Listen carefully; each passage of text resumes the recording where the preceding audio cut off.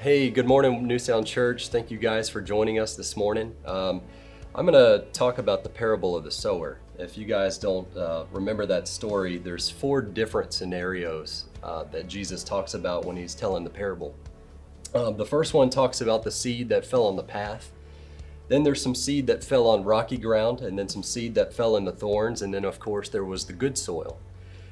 And then I find it very interesting that after all the people had left, the disciples came to Jesus because they didn't understand. So Jesus goes through this whole process of explaining the parable to them, but he makes this really profound statement and says, if you don't understand this parable, how are you going to be able to understand all the others? So this one is obviously very important.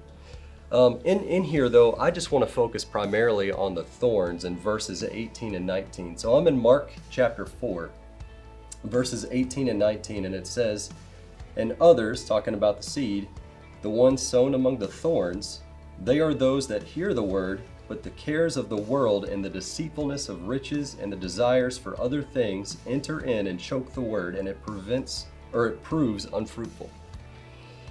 You know, I'm sure that we all have some thorns in our lives. The thorns are primarily meant to represent distractions.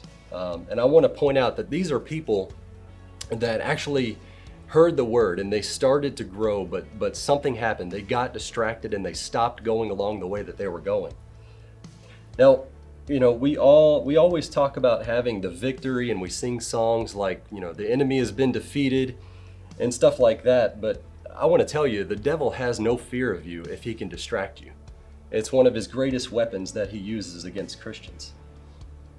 And think about it, you know, every sin, every action that we take that's outside of God's will usually starts with a distraction. And one thing that I've been thinking about is during this season and this time right now, during this pandemic, we've all got more time on our hands than we've probably ever had at any other point in our lives. And what I find is interesting is the distractions are still there. You know, we're still making excuses for why we can't pray and why we can't study our Bibles. Obviously, distractions are just a part of our lives, and we've got to find a way to eliminate them. So I want to give a couple of practical tips for eliminating distractions. The first one is just ask God for help. You know, you can't get what you don't ask for. So, you know, ask God for help.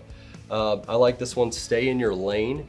I think it's very important in this season that we all stay committed to the purpose and the thing that we were working on. In basic training, when I was going through the military, our training instructor always used to yell at us and say, "Hey, trainee, move with a sense of purpose."